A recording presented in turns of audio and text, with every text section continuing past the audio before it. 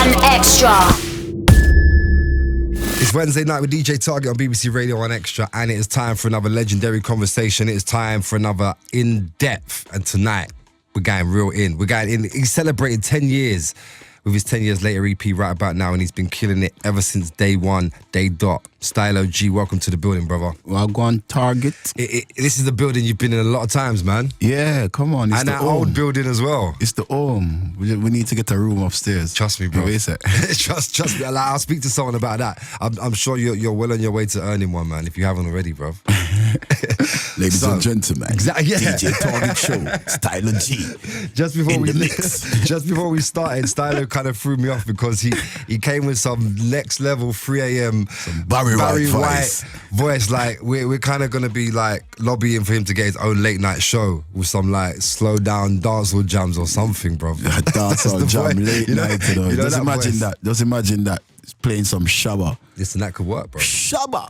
That could work. Yeah, you never know. We can sort something out. Listen, but before we get to that, we're going to take it all the way back, man, because like I just mentioned, you're an artist who's been doing their thing for 10 years now, as we know it of Stylo G, but the story goes a long way back before that. I want to take it all the way back. Yeah, way back. To growing up in Jamaica, before you even came to the UK, man, growing up in Spanish Town in Jamaica. That life is the best life in terms of with memories. Because, you know, your memories live on. And growing up in Spanish Town, Jamaica is the best. I think it's the best teaching for me. You know, growing up in a big tenement yard. A tenement yard is like a big yard. A big yard is when you got like 5-6 different families living on in one yard. And you know, every people cooking breakfast, you're gonna smell different breakfast. Wow. So if I'm cooking, my mom is cooking egg, that's egg.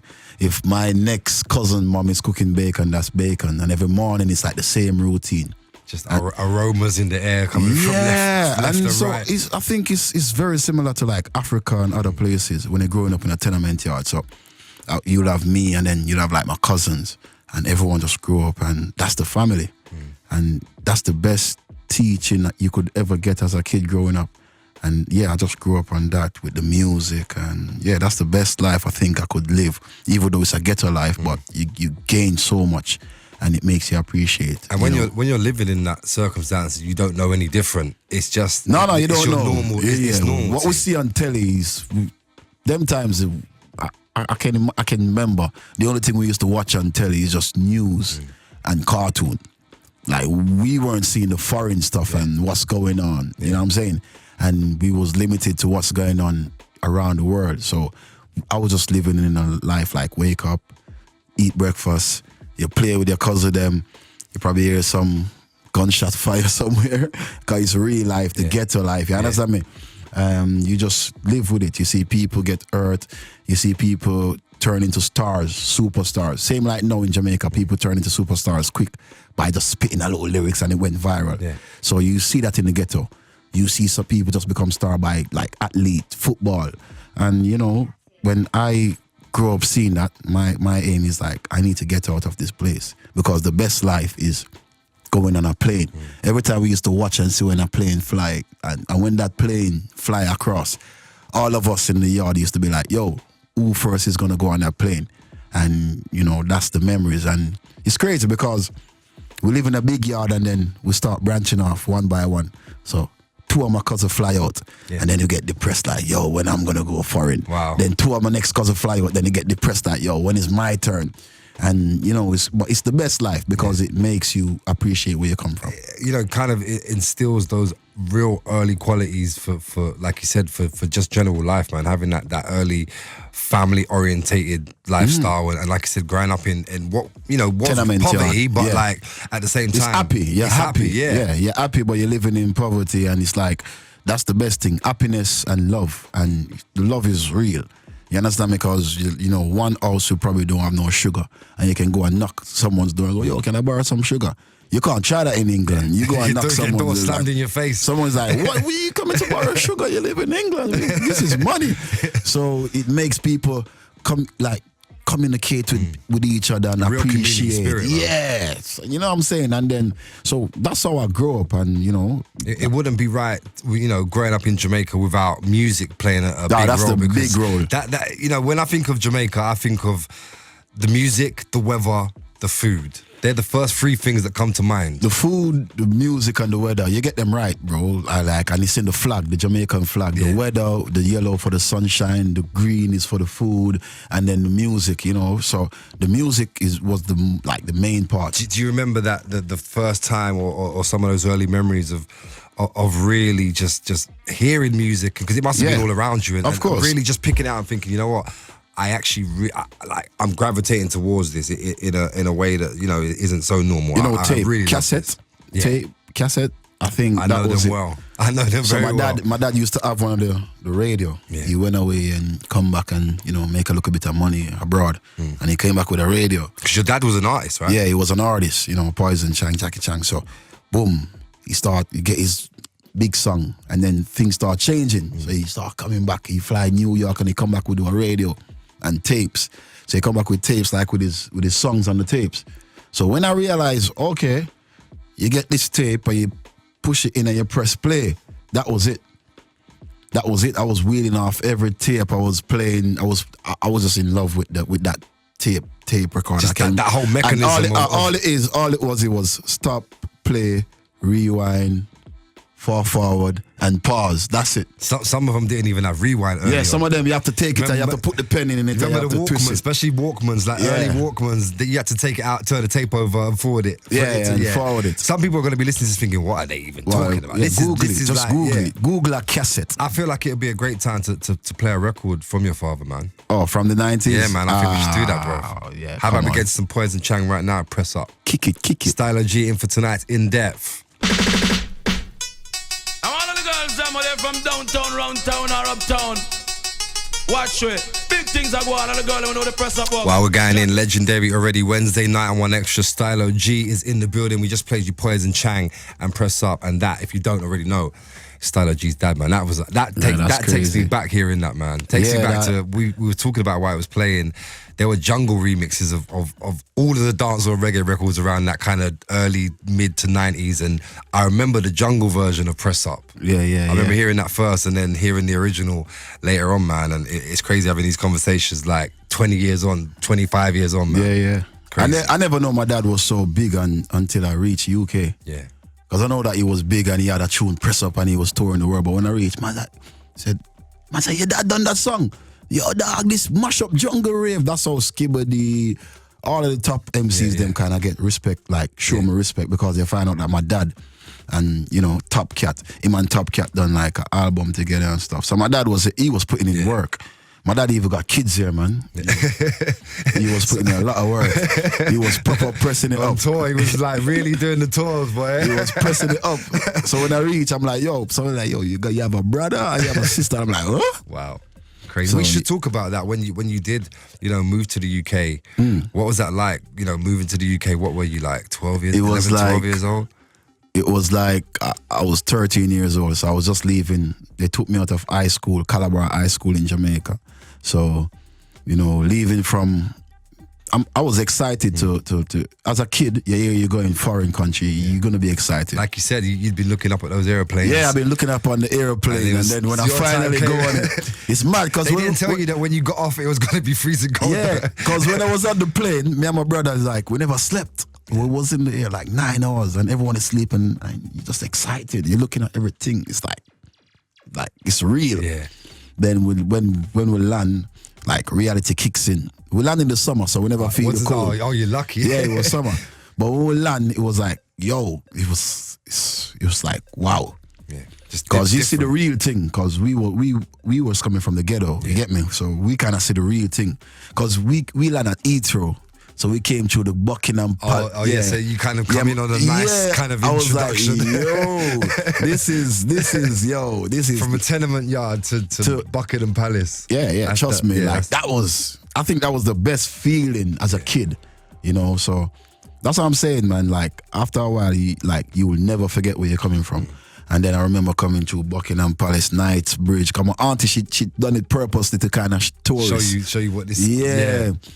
And then we went straight to Surrey Keys, Bermondsey, and I'm like, but I never liked the estate thing though. I was like, what's all of this stairs thing like a prison? But yeah, but we was grateful and we just work with it. Then I went to Bermondsey, Surrey Keys, then we moved to Peckham. And then when I moved to Peckham, I was like, wow, okay. This reminds me of Jamaica now. It's a bit more. It's a bit. I thought we was going to stay in the part where we land in the West End. But then when we reach on the ends, I was like, okay. Yeah, then it's like, you know, I have to stop eat rice and peas for a while and start eat chicken and chips, start flex and Marley's. Chicken cottage, and just know, say, yo, this is the life. Everything you just mentioned there, you didn't leave the chicken. I have to have chicken in you it. went Morley's, chicken cottage, to like just somewhere else where they had chicken. But it must have been a bit of a adaptation, culture clash. I had a friend who came from Jamaica at 13. Came and joined my school, and like at first it was like to blame him. Yeah, but a few months later he was just blended in, man. All right, here what is it was with me. I blend in because I'm a people's person. You understand me? I do music, so at the time I was like, yo, I'm cool. I'm a Cancer, I'm a star sign. I'm very friendly. You know what I'm saying? Until. You know, so I blended in. I went Michael Ramsey School, that was in Camberwell. Yeah. And, you know, I just started blending in, you know, showing my talent. I was a good footballer, then I started playing for Ramsey. And then, I started doing music. And people start giving you respect. You know, when you're in a school and you got talent, you get respect. Little gathering around you in the playground and all that. Yeah, you start get the girls, them start showing love. Because when I was in Jamaica, I was going to an all-boys school. Yeah. So it was, you know, it's a you have to be educated to go to that school, Calabar. But you know, I wanted to go to a girl with girls. Yeah. So when we reached now, you finally got your wish. I was flexing.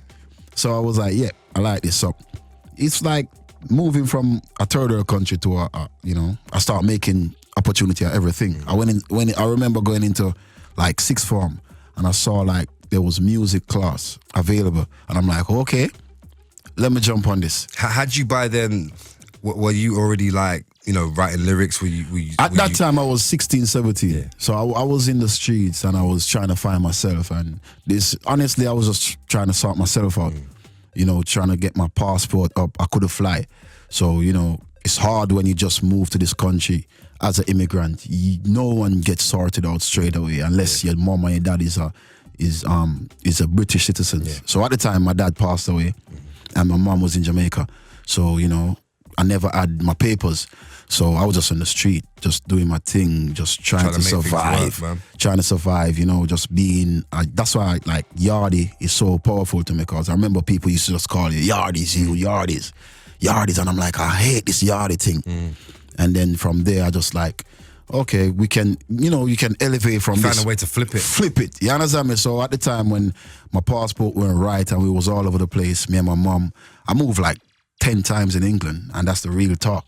Because, you know, when you come and you don't settle, you have to keep moving until the right ends meet. So even in my music at the time, like I couldn't be as successful as I am now, because if you ain't got a permit or you ain't got a proper passport to go work, to go get a job, like it's a no-no for you. It's real hard, man. It's real hard. So like 10 years later, it's not only about just 10 years later in the music, it's about everything. You know, I'm in a better place right now. Yeah, it's a blessing. Yeah, it's been a very colourful journey, man. And I guess when you first came to the UK, like you said, you were just trying to make things work out there, and just trying to, just like you said, literally trying to make things work. As far as music went, were there any artists that you heard when you first came to the UK and you was like, oh, hang on a minute, these UK guys have got it as well, man? What was the first UK music you were really listening to? When I first came, Channel U never started popping, because I remember I came 2000, 2001 too. That was still MTV Bass. It was MTV Bass. I saw Glamour Kid. Wow. And that was it. I was like, yo, where is this brother from? And they're like, yo, he's English, you know, yo, boom. Because he proper, like, he was authentic with it. Yeah, it was natural. I remember he was from up the road from where I lived. Listen. I was like, this guy sounds like he's really from Jamaica. He's got the, you know, my mouse mosquito with the gal. That was the record as well. Oh. That mosquito, like literally I'll tell you a quick story. There was a girl it was his cousin, and she was like, my cousin, he's got this track, he's gonna blow, he's like a dancehall artist, or we used to call it ragga, or whatever ragga, he's a ragga artist, and we was like, yeah, there's no ragga artists from London that are gonna be any good, so we just weren't having it, and literally like a few months later we were going out to raves, and the Moschino record was playing everywhere, and he was playing alongside the Budjus and we just none of us knew when we found out. He blended in, he done it right, because at the time when I flew in, that was the style that was running in Jamaica in the 90s. The Elephant Man, the Kipridge, the Bounty Killer, the Beenie. And he sounded like a upgraded Bounty. Yeah. You know, Bounty is the boss. But I was like, who is this brother? He sounds like Bounty. Yeah. But the way he was doing his voice, and then when I saw him, then I saw Soul Solid Crew. And then I was like, okay, there's a space for... Yeah. You understand? Because when I first reached, people was like, yo, just... go into a college, find a job and work, save your money, and so I'm like, nah, man, there must be a next way. There's got to be a lane where I can get my creativity, get my talent and get creative. Cause good reason, good excuse for us to play some Glamour Kid right now. Oh, Glamour Kid, yeah. Let's play some Glamour Kid classic, tonight, classic. That love, you know what? It's Glamour Shola Amma. Jeez. Playing some classic Glamour Kid alongside Shola Amma. Taboo. He literally was like so early with the UK dancehall thing, man. Yeah. There was like I couldn't. Legend. There may have been others doing it at the time, but he was the only one who was really getting that respect on the streets and then kind of crossing over commercially at the same time, winning awards and stuff. So yeah, I think he won a mobile, and I saw that, and I'm like, I need one of that. Yeah, that's when I was like, I need a mobile. All of that must have been inspiring to see. Yeah, that was 2003, 4, and this is when that's when I met Skills. Skills. He was producing for Big Brothers. Big Brothers get signed for Sony, and Big Brothers was like the new thing. They was killing this it. This is Big Bro. They were killing it. And then that's and my eyes opened up even more because I was around these guys. They was getting everything. They was getting the girls, the money, the cars, and I'm like, you know what I'm saying, J-Rock, Randy. This is looking like it's possible, but I was doing my dancehall thing, and he was trying to push the African thing with D'banj, Don Jazzy, So Simple, and they had a squad called 419 Squad, and yeah. Wow. So that was 2003, 419 Squad. Serious. Jeez. That's before Don Jazzy. D'banj was just in it blowing a harmonica. Yeah. And then Skills started teaching us how to make music. He opened up a big studio in Borough, in Vineyard, and then. That's it. Then him and Big Brothers start doing it together. Then Big Brothers was with Jonathan Shallock, Sony, touring the world. And all of this I'm seeing like, Stylo, you can do it. Yeah.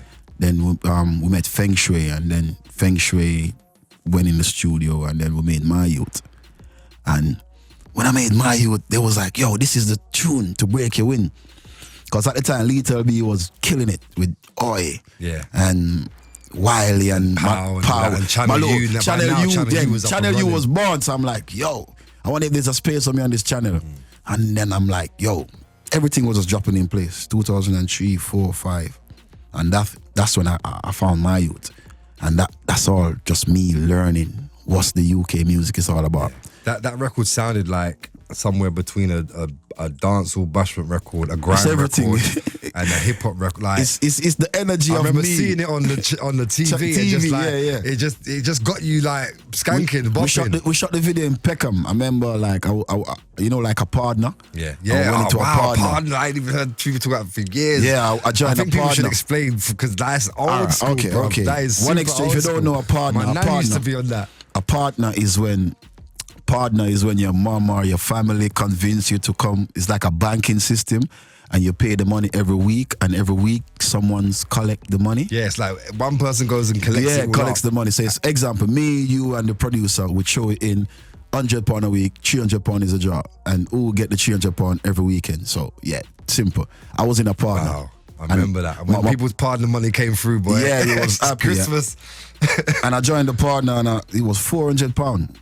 It's crazy because the director that directed is Mo, Skills' cousin.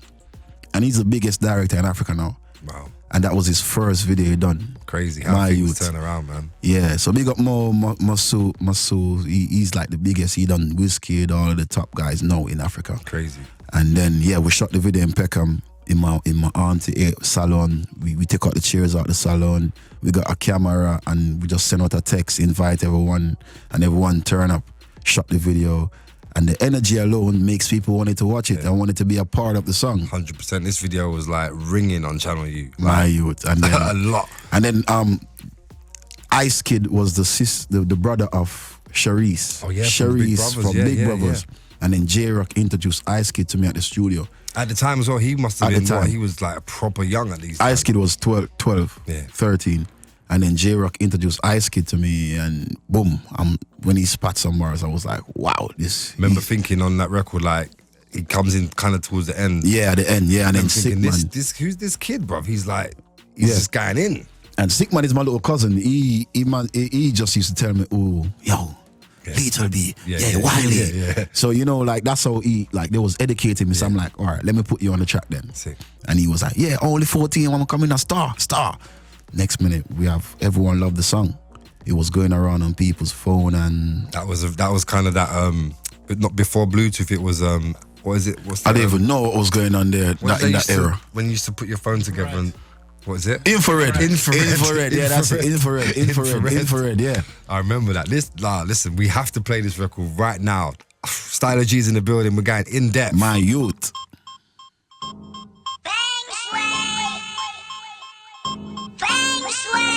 Wow, an absolute UK classic, a Channel U classic. Stylo G, My Yout, and he is in for tonight's In Depth. Just hearing that just takes me back to like a whole era. Yeah, there's like if I could name, I don't know, 10 Channel U, 10 records that really like sum up that whole Channel U era, that would have to be in there.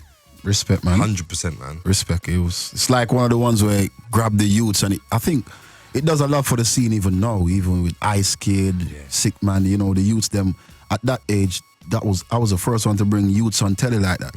Because being so young, he couldn't do music. So now the youths, them blowing up at 15, 16, 17, they're like, there's something for them to do. So that would have given Ice Kid that confidence to go on and... Yeah, because straight after the back of Ice Kid, remember, Chipmunk came. Of course, yeah. It was on the Westwood freestyle, and then... But My Yout was before that. My Yout was before that, then Wiley linked us, and like, let Wiley keep linking, like, yo, I need this kid. Yeah. So when I got Wiley linking me, I'm like, yeah. You know you're doing something right. Yeah, because remember Wiley, he's always been the man for grime. So then Wiley start linking, and then Suge came in. And then Suge start managing Ice Kid, and then Suge and Wiley took them to the radio station one day when I weren't there.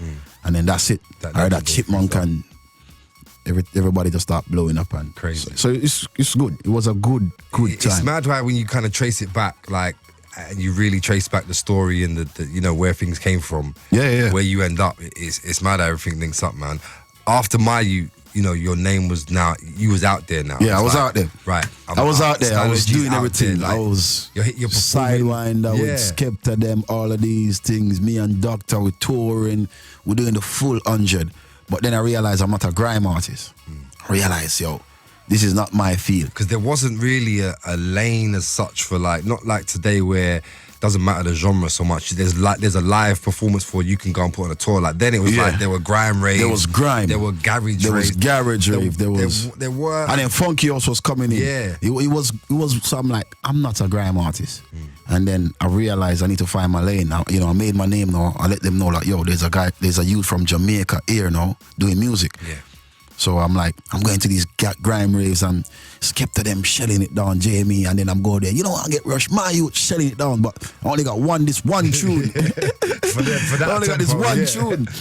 And I'm like, Stylo, man. But it's like I get a quick buzz from it. Then I'm like, I need to do some bashment. Yeah. So I decided I need to find my lane. So if you check 2007, 8, 9, I was working on Stylo G. Yeah. I was Just trying to find myself. Sound, I was trying to, you know, get that melody because at the time Vibes Cartel and Movado, they was boom knocking it down with the melodies and the dancehall was changing. So at that time I was working on myself, and then that's how Call Me A Yardie came across. That was a record that literally just like you went from like that My Yout kind of size artist. It's like a teenager to a man. Yeah, that's what it felt like as well. And that record literally, like, I don't even play much dancehall or bashment I've got my little moments where I go in the mix, but this record was in all of my sets. I had a dub. Respect, man. You've actually done me some sick dub plates over the years. Come on, man, because you always, brother, you've been pressing play from My Yout, so I appreciate that. 100%, brother. And that, the Call Me A Yardie dub plate, that I shut down like everywhere with that. Yeah. And that the record. DJs, no. No, listen, the record, I did all the work for me. I only had to press play, man. Respect, I didn't have to do man. much for it. But yeah, this was a record that I feel like really established you and that sound, and it felt like, I'm ready now. I've got my sound. I know what I'm doing. I got my sound. I know I'm trying to take it. Let me do this. We have to play the record, man. Stylo G, Call Me A Yardie. Man. Remix. We all a meds, we not sniff Charlie. So me have to big up the legend Bob Marley. Legendary, man. That is Stylo G, Call Me A Yardie. But do you still love hearing these records, like some of these early records? Yeah. Come on. If I don't love hearing them, then that means they're not good records. Yeah. No, of so even like, music, obviously, like, there's moments. You'll be in the shower sometimes and you hear a song kick in where just at the right time, right vibes, and you just, wow, I forgot how bad this song is. Like, so I like making songs that I can never get tired of. Remember when I made Call Me A Yardie, I keep playing it every time. I'm like, oh, this is... I've got one. Yeah. Even if I'm with my, like, in a depressing mood, like, even if you're in any mood, it's the same like Zimme. Yeah. When they hear that, just works. It's just like it's got something makes you infectious about it, man. So music is all about, once it sounds right and it feels good, you keep listening to it, it's gonna kick off. And Call Me A Yardie was just the birth of me showing the UK, I'm a Yardie, I'm a Jamaican here, and you could either accept me or not, but this is what I'm gonna do. I'm gonna do it to the best of my ability. And we love Benz and Beamers and Hardy. We like girls and champagne and we have party. Trust me, bro. And it's the truth, because I was doing a lot of partying at the time. Yeah. I was out partying. I'm like, let me try find this dancehall sauce. Because I was doing a lot of grime and UK stuff, so my son was kind of like, it's not me. Then I just start going out partying, boom. And then I met a new girl, and then just start partying and start listening and out there what people like. And that's how Call Me A Yardie was born. Literally, the record, man. I'm sure people still come up to you, running up to you today talking about that's the same everyone record. see me. Call Me A Yardie. Everywhere you perform the record still to this day, man. It's an anthem. And that record, like you said, it had so many levels to it, because that did well for you outside of just a kind of street and Took me over the world. Yeah, that's what I'm saying. You've been able to kind of really transcend that record. Was that the first time you got to go back to Jamaica to perform? First time. That record, as I said, that record is the birth of Stylo G. That record took me to places I can't even pronounce. Performing all over the world. From Israel, I done Japan tour, everywhere. That took me to Dubai, everywhere in the world. Colombia, Mexico. Crazy. And, it's good when you have a record that can take everyone all over the world, like everyone in the world know. Yeah. Crazy, man. It's mad as well that music, no matter what the language, no matter what the background of the artist, like when there's a song that just connects to people, that's it. And none of these people are Yardies either. They're not Jamaican. It's like barking. It's like barking. Exactly. No one have a chick from barking. Man put barking on the map. It's catchy. You swerving chicks from barking. Get me? Put barking. People be like, yo, girls. what is going on in barking? Is barking... People turning up to barking and taking photos and that now. Music is powerful, man. Melodies and beats can just it's crazy. Yeah.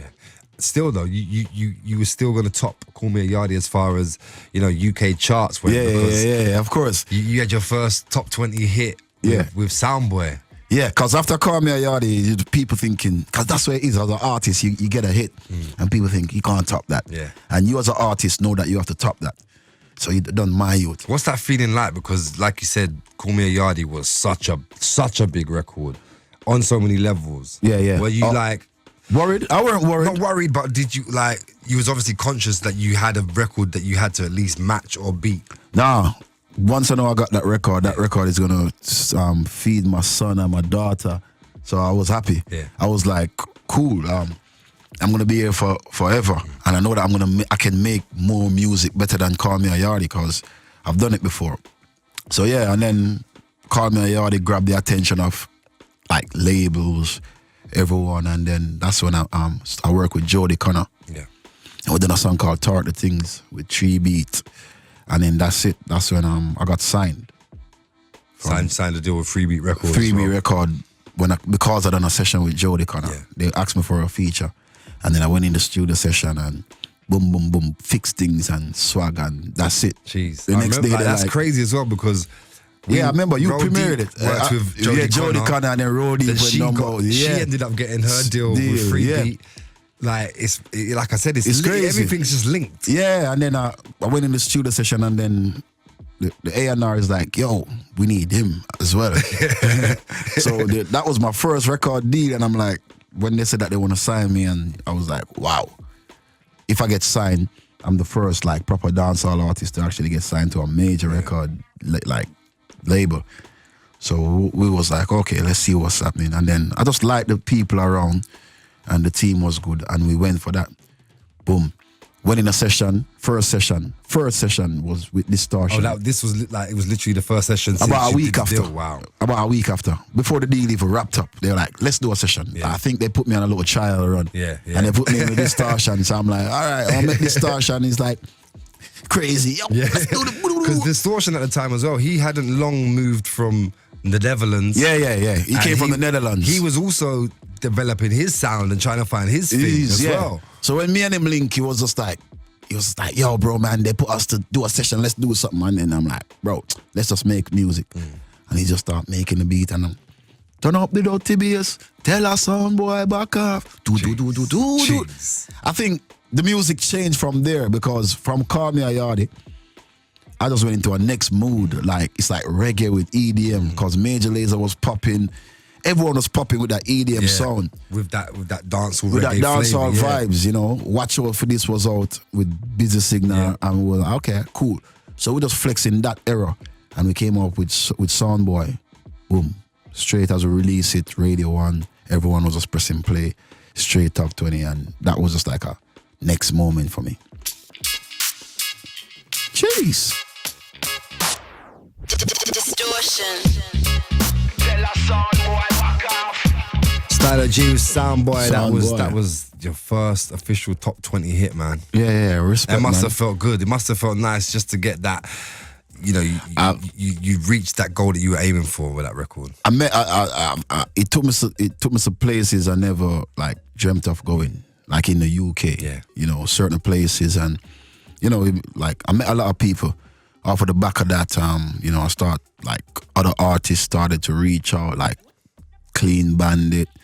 It just makes things easier. I was about to mention, like, kind of from that moment onwards, like you've been literally, people have just been hitting you up for collaborations, and you've done some super interesting collaborations over the years, man. Interesting. No, like when I say that, I mean like not less like artists you may not have, like you mentioned. Yeah, Clean exactly. Bandit. Unexpected. There's a Pixie Lot one over there. There's like Egyptian. There's like Just Now. Like you've really like Jacob Plant.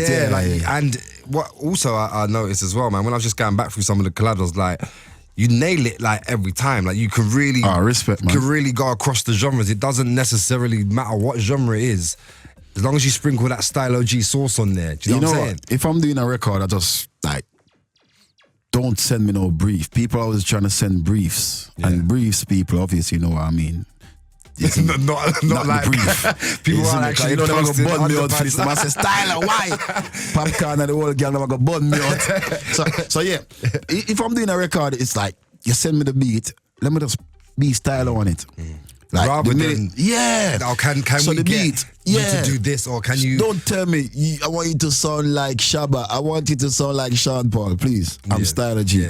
So when I'm doing a song, if the producer is, example, Mouse, you give me that Mouse production, I will give you Stylo G. That's how you get Stylo G featuring Mouse. That's a true collaboration then. Yeah, you understand me? So don't force it. It's natural. If you send me a beat and if I don't like it, I just don't like it. If you send me a beat and I like it, I will just flex on it and do my style on it. So every time I do a collab, me and my manager Rich, we all just make sure that it's very just natural and authentic and it's not forced. Have you had to have a few awkward conversations or management have had to go back and be like, All you know the time, what, man. guys, All the time. like we love you as an artist, but just at this particular time, we can't really like. You had to kind of just swerve a few things, man. Yeah, in this industry, a lot of things you have to A lot of swerve. things, I'm You know, sure. come on, Target. You're around the microphone every day. Listen, yeah, So- I can imagine, man. But no, you know, like one thing with me, I'm always humble and I'm always open to work with like even new people. Like there's never, cause music now, like it's open. It's open. You know, you can just post a song on the internet today and you can just go viral and you can be the next biggest star in the world. We've seen it. So I don't take no one, like if someone says, Stylo, listen to this, I always go, listen, bro, trust me. And I will tell them my honest opinion. So yeah, I just keep it real like that. Do you have a favorite collaboration that you've done over the years? Favorite one, I think, is the one with me and Beenie Man right now. Oh, sick. So Yeah. I'm gonna play that in a little while. No, because that one, We're gonna play that in a little while still. I think that one is because I look up to Beenie Man. Yeah, there's a story behind that record as well. Like, Yeah. you of course, like Beenie Man being an early influence, and Yeah. and you getting. We're gonna talk about that in a Yeah. minute because we're gonna talk about the EP. We're gonna talk about everything you're doing at the moment. That But gives that me an one- excuse to play one of my favorite collaborations that Which you've one done. is this? This again shut down not just clubs, like festivals for me. Okay. Internationally, like in the UK, all over the world. This record literally was shutting things down. You know which one it is yet? I'm trying. It still could be quite a few of them, to be fair. Let me see which one is this. You'll know as soon as I press play, you'll be like, oh, of course. This Sigma? one's shut down. Could have been that one, but it's not. Egyptian?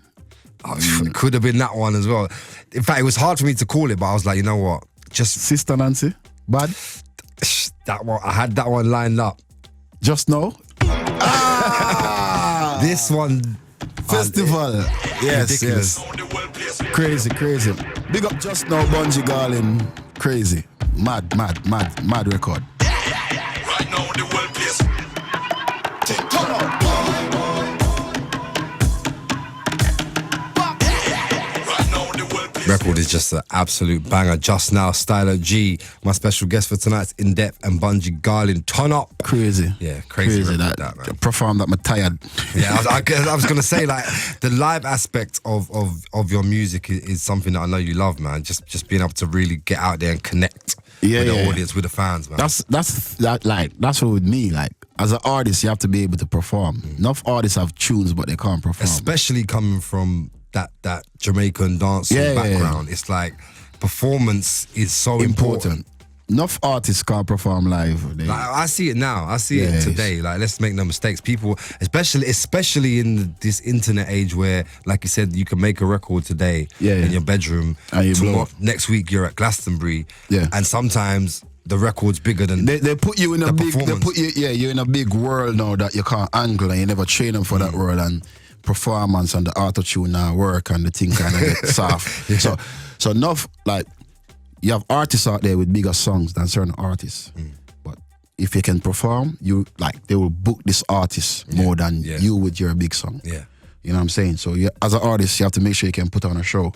You know, and the more I'm getting more mature in this thing, you learn more, you know, put on a show. Like, even people doing headline shows and stuff, you know, coming out the sky and stuff. And yeah. trust me, people want, like, take some money. No, listen, it's and like invest in your career, because it's true. When I'm doing my big headline show, I want to be coming out the sky and stuff. I want to make rocket sure. pack, propeller pack. Yeah, because landing, people bro. come to see a show. They don't Listen. just come to see a logo on the background and you with a mic holding on your head. And how many people nowadays are touring? How many people are doing shows? Like, you have to kind of now put something in to give yourself a point of difference to stand out.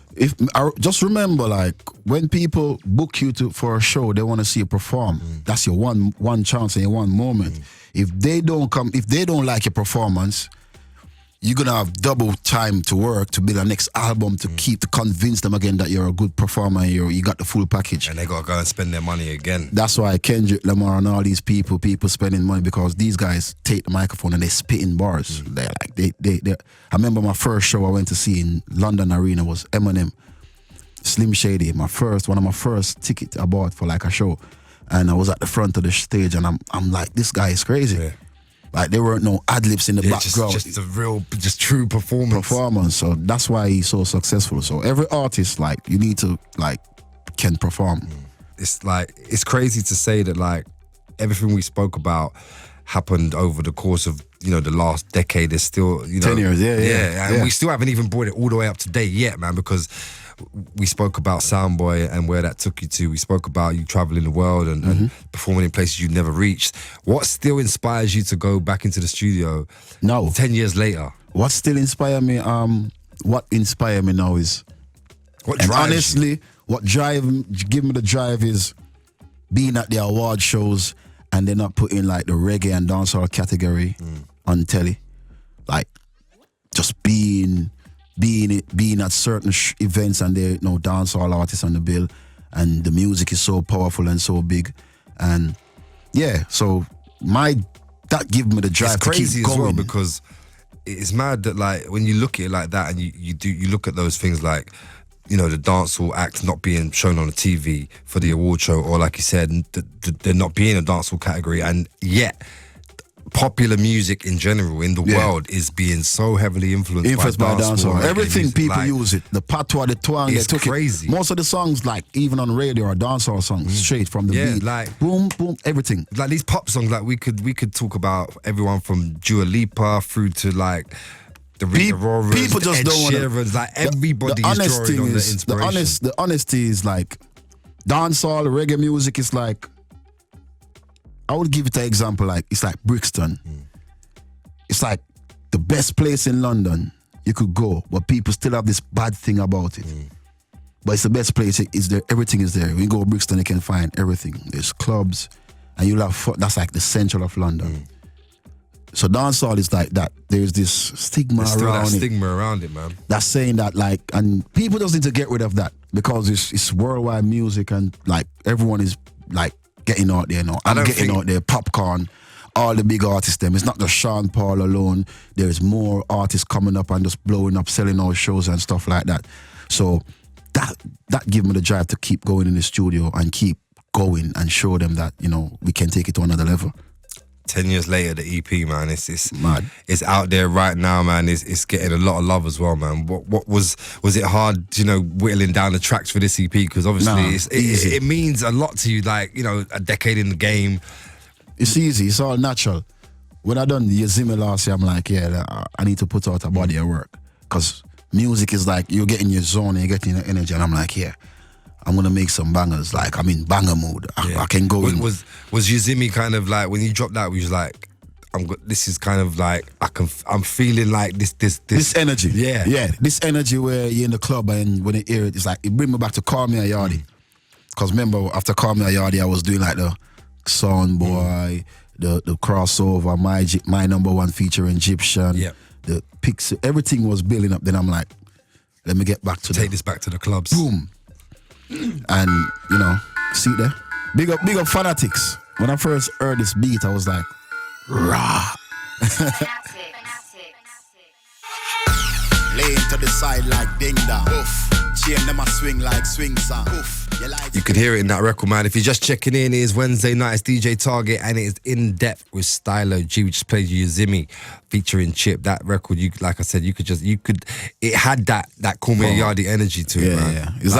It's like give you that same feeling when you hear that. When you hear that, it's like you have to move, and that's what music is all about. You know, once it sounds good and it feels good, it's good. And then from that, I'm like, yo, I'm gonna talk to my management and my team. I'm like, okay, let's go again. EP. 10 years later, EP, man, and again, you've delivered another very strong body of work, man, and you've managed to team up with one of your early idols as well, man. Oh yes. In the Beenie Man, the General Beenie Man. Jeez, that must have been a special moment for you, man. It's very special. I link up with Beenie Man. I was in Jamaica. And I was in Jamaica promoting the Zimme record. I was like, yo, I flew to Jamaica. Let's just get this record out there. Then One Extra was there in Big Yard studio, and it was like so much artists and so much things going on. And I'm like, wow. So obviously, Beenie Man, them are the giant. You know, Stylo G, you know, getting up there. You know what I'm saying? So I'm gonna see the giants there. So I'm gonna kind of just kick back and just be humble. You know, these are the Beenie and the Bounties, you know, we look up to these giants. So Beenie there, and somebody must have sent over and say, yo. So somebody say, yo, Beenie Man want to talk to us. I'm like, okay, cool. So him say, yeah, man, I know your dad. Poise a chance. I say, yeah. You must say, yeah, man, me and your dad used to clash on lyrics for lyrics. And I'm like, okay, see. So I must say, yeah, man. Then he said, all right, one sec. And he brought me to his car. And he said, you inspire me. So I said, huh? He said, you inspire me for write a few songs. Jeez. So I'm like, rah. So same time, you know, like I hear that from Beenie Man, you know, as a kid growing up, we listen to Beenie Man, the icon, and this is who you want to be like. And so I'm like, rah. So him say, yeah, man. They must say, your song where you sing Soundboy, and the next one, Sister Nancy Bad. So I'm like, okay. So I say, you know them tune there? I say, yeah, talk about Stylo G. And he played me a song that he listened to my song and made one like it. Wow. Now when I jump and sound, never know when I jump and sound. So when Beenie tell me that, I'm like, what was going through your mind? I just start gearing up. I'm gearing up to be like, yo, dog, we just need to go in the studio right now. So, you know, it gave me confidence. Like in the whole studio, I'm like, I got confidence now. I'm like, yo, Beenie Man saying that, you look up to me. I'm like, yo, dog, yo, this is madness, yo.